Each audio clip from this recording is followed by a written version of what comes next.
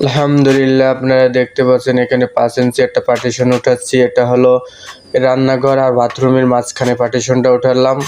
আর ওই পাশে বাথরুম আর এই পাশে গোসলখানা করছি, আর এইটা এই পাশে দরজার জন্য এটা রাখছি। আর এই যে আমি দাঁড়িয়ে আছি, এটা হলো পাকের ঘর। এই পাশে পাকের ঘরটি বড় আছে, তাই এইটা ওইটার পাশ কাজ হয়ে গেছে, ঢালাই দেওয়া হয়ে গেছে, তাই এই পাশে পার্টিশনটা উঠাইয়া তারপরে এই যে আমার পায়ের তলে যে দেখতেছেন এই পায়ের তলের ফ্লোরটা ঢালাই দিব।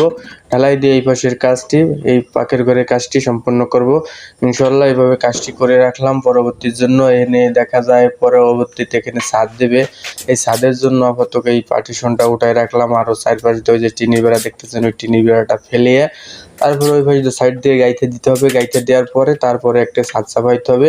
আর ইনশাল্লাহ কাজটি আপাততের জন্য এইভাবে করে রাখলাম। আমাদের মহাজন বলছে আপাতত এইভাবে করে রাখো, তাহলে কাজটি পরবর্তীর জন্য ভালো হবে। তাই ইনশাল্লাহ কাজটি মহাজন